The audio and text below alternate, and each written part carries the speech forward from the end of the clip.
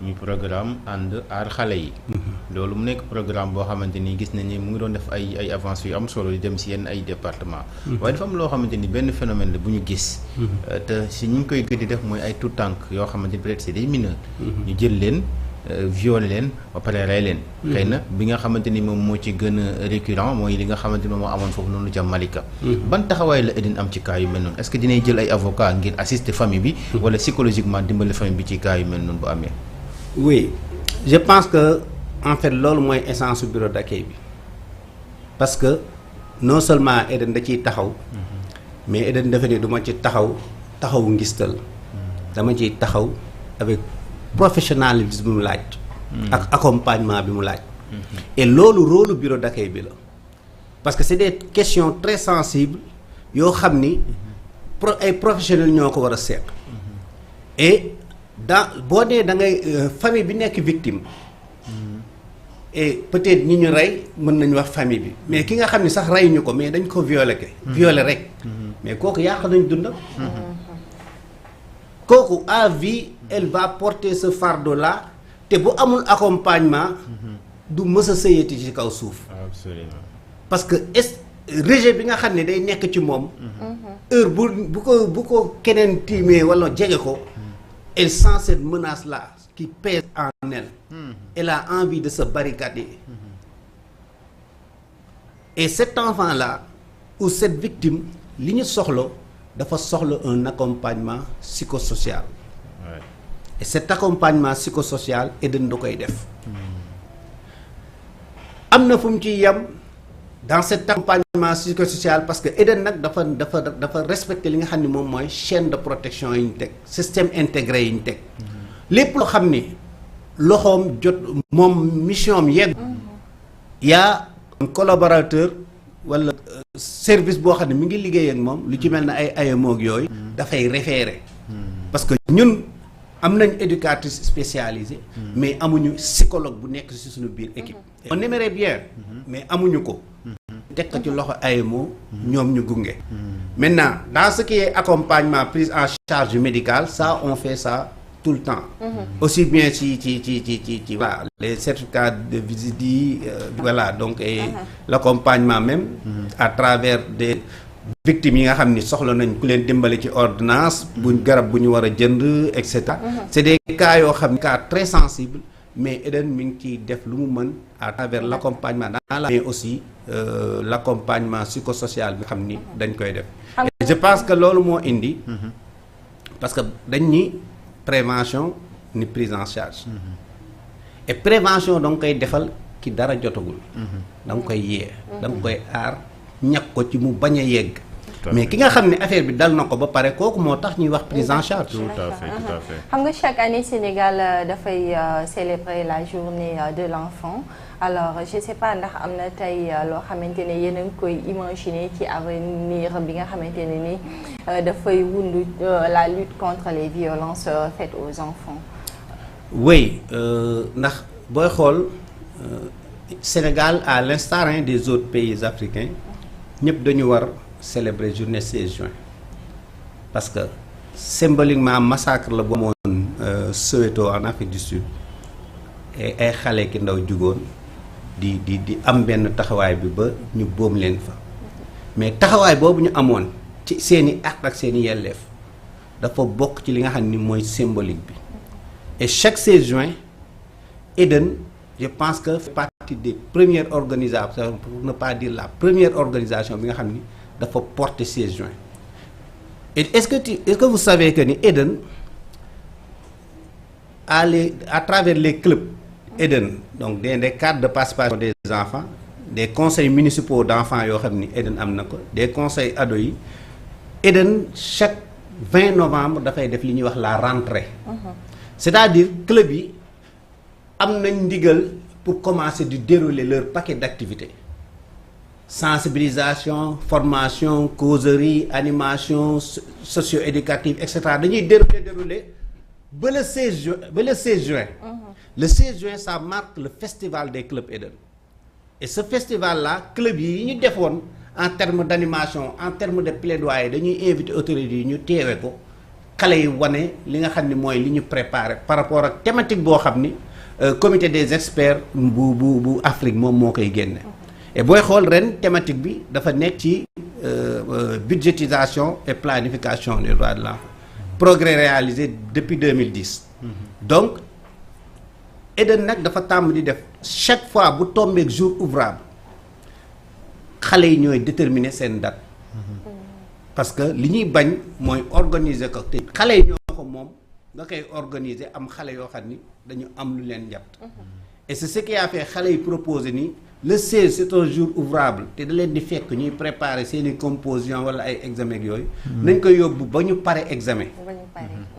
CFEE yeeg yooyu ñu doog a def seen journée et ils ont retenu la date du 21 juin. bi pour def seen célébration. pour def seen festival. et ce 21 juin là ce sera célébré dans la commune de Djiddah Thiaroye Kaw. dans le terrain municipal de Djiddah Thiaroye Kaw. loolu bu weesoo dañuy gis également souvent ndaw yi dañ leen di boom waaye également ñoom seen biir sax mën nañu boomante est-ce que foofu aussi seen sensibilisation yegg na à ce niveau wala bu fekkente ne yegg na fa aussi yan jéego rek ngeen def yoo xamante ne ni war na mun a tax ñu deltu ginnaaw. waa jéego yu ñu tax ñu deltu ginnaaw d'abord yaa xam nga dans les droits de l'enfant il y a le droit à la vie. et sooy xool Sénégal dafa signé ay convention ak ay charte yoo xam ni dafay tegu suñu kaw looy réew. et dans la convention des droits de l'enfant am na ay principes. suñu jëlee article 2 bi dafay wax ci non discrimination. pour ñu yemale xale yi. amul bedd amul xàjj ak seen. parce que ñëpp xale yi réew mi lañ. et looloo taxoon d'ailleurs dans les enfants amoon na ay moments ñu doon def plaidoyer pour ni. pourquoi c'est des enfants qui étaient dans les écoles hein. ils faisaient des plaidoyers ni même ñi nekk ci daara yi état bi ni ñuy joxe ay fournitures scolaires di accompagner école noonu la ñu war a accompagner ci ñi ci daara yi. soo jëlee article 3 intérêt supérieur de l'enfant. lépp loo xam ni da nga koy def na nga ci seet njëriñu xale bi. et ça positionne que ne amul lenn lu muy mag muy ndaw même xale bi ci boppam warul def loo xam ni seetu ci intérêt xale bi waajur yeeg ñëpp état. boo jëlee article 6 bi ñuy wax vie survie et développement foofu mooy indi li ngay wax quand on parle de droit à la vie mooy dañoo war a sàmm bakkanu xale yi et sàmm bakkanu xale yi loolu moo indi ñuy xeex sax ay lépp lu jëm ci wàllu avortement et tout. parce que nekk nga xale depuis sa biiru yaay. gis nañ également maman yoo xamante ni dañu négligente souvent ñu bàyyi seen doom yi ñuy tëmb ci ay fosse septique wala yeneen yu nu. wala yow sax nga jël ko sànnil ko sa bopp parce que ni nga ko amee xëy na jàpp nga ni da nga nar a dekk gàcce mais l'enfant n'a pas demandé à naître. donc bu juddoo ñun aar ka la ñu war a def sàmm ko parce que amul kenn ku la wax ni xale bii. diw mii lay jëriñ ëllëg jur nga sa doom mu dem amal njëriñ keneen koo xam ni xëy na yow li nga investir ci moom et cetera. et ce droit à la vie moom mooy tax tout ce qui est protection des droits de l'enfant ces 4 principes avec le principe de la participation opinion de l'enfant c'est-à-dire xale yi ñuy bàyyi xel seen kàddu mais kàddu yooyu bu xale yi di porter ay plaidoyer sur la protection des enfants le droit à la vie mooy nañu fexe ba bu kenn faat mag bu mu faat mais xale moroomu xale bu mu faat. monsieur Guèye am na benn phénomène bu ñuy faral di gis ces derniers temps dafay xew souvent ci écoles yi gouvernement scolaire yi bu amee dañuy gis ay xale yoo xamante dañu nekk collège mais ñu leen di gis que ñooñu peut-être dañuy wax école moom moo nekk milieu bi nga xamante ni fa la ñu war a mën a yaree xale bi nekk école xëy na royukaay la war a doon mais li ñu seetlu jamono bi mooy ay fausse mel noonu bu amee dañuy gis ay xale yoo xamante ni dañ leen di sol gu jéggi dayoo sol goo xamante ni kenn du ko rafetlu ba pare ñu nekk di fecceek di def ay mbir yoo xamante ni daanaka du ñu doon exemplaire alors naka nga gisee loolu nga xamante ni moo xew léegi Sénégal ba sax jën bi nga xamante ni moom la ñu dénk lu jëm ci wàllum jàng mi wala sax yenn ci ay inspection d'académie daal di bind ne loolu lu mel ni gouvernement scolaire tey nekk na loo xamante ni war nañ ko mën a dakkal ci yenn localité xam nga dakkal gouvernement scolaire Dakar Sabar, je veux dire Dakar Sabar ci gouvernement scolaire. Voilà, merci beaucoup. Merci.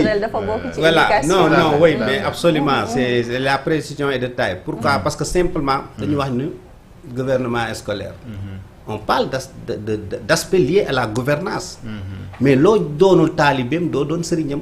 Tamit dëgg. Xale bi di jàng nan la ñuy organiser état nan lañ koy téyee yan vertu yan comportement yan valeur la war a àndal éthique et déontologie. mu màggaale loolu. mais boo ko dénkee ministère reste tranquille parce que dina ko liggéey. maintenant dafa am loo xam ne ay dérives la. te dérives yi autorité administrative ñi nga xam ni mooy équipe pédagogique yi nekk ci école bi. waruñu ko seetaan benn autorité waru ko seetaan. maintenant li nga xam ni moom mooy dérives yooyu ça appelle à l'encadrement de ces FOSCO. parce que mbooloo moo dem. j'avais un ami qui disait la file des foules dafay am des fois kii wu inconscience. il suffit que kenn ne ci rek un perturbateur phénomène bi mën na dégénérer. donc ñi nga xam ni dañuy nekk ci biir école yi di porter valeur yoo xam ne dafay porter atteinte ak li ñuy xaar ci xale yi. ñooñu école du seen place. parce que nag jàng dafa am ci classe yi mais dafa am ni mu amee intramuros noonu la amee extramuros. lii da nga koy jàng ci biir classe yi. lii da nga koy jàng ci biti ak ci pénc mi. et gouvernement scolaire activités yi FOSCO yi war a def. dafa war a nekk luy consolider connaissance su xale yi. dafa war a nekk des activités éducatives. des activités qui promouvent l'excellence, des activités qui encouragent la concurrence saine. Mais pas des activités qui font la promotion de la médiocrité. Non, c'est vraiment, en tout cas au niveau de EDEM, on condamne fermement ces comportements et on appelle les autorités administratives et les autorités locaux, les autorités locales, on appelle tout ce qui est personnel de l'administration scolaire, ñu jël ci taxawaay yi nga xam ni FOSCO yooyu ñu encadré ko parce que quelque part c'est des activités yoo xam ni mën na am njëriñ bu am solo sur le plan éducatif et sur le plan développement personnel des enfants. Vous avez eu à mener des actions yoo xamante ne nii dafay participer à l'intégration des enfants vivant peut-être avec un handicap. Comme ni ñu ko gisee woon récemment le premier ministre il a essayé peut-être de montrer que dañ leen war a mën a intégrer ndax politique boobu également yéen a ngi koy mëne ci seen kuréel gi. waaw politique bi ci mais booy xool au niveau de EDEN ñun dañu jàpp ni inclusion ñu war a woote parce que xale bi boo ko génnee ber ko di ko traiter à part c'est comme si dafay nekk un citoyen à part. Est-ce que yenn handicap alors que mën a tax oui foofu laay ñëw donc niveau d'handicap yi moo tax ma ni li nga laaj dafa am lu bëre lu mu dugal. parce que am na handicap yoo xam ne occulté wul nga ànd ak say moroomu xale di def yenn activités yi. nous on a eu à vivre ces expériences parce que ci biir club d'enfants yi am na ay xale yoo xam ne ay porteurs d'handicap lañ mais dañuy ànd ak seeni moroom xale di def.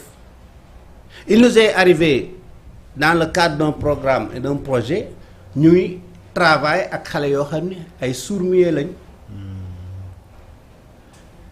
ñun amuñu animateur boo xam ni formé nañ ko ci compétence yooyu mais on a accompagné seeni animateur ñoom ñu defal leen tout ce qui est lié à la protection et à la lutte contre les violences et c'était extraordinaire.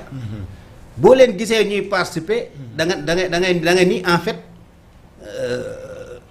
xale quelquefois moo tax ma ni handicap est-ce que quelque part entre guillemets parce que ñun ñëpp ku ci ne en un moment tu as été handicapé par quelque chose. Ça c'est vrai.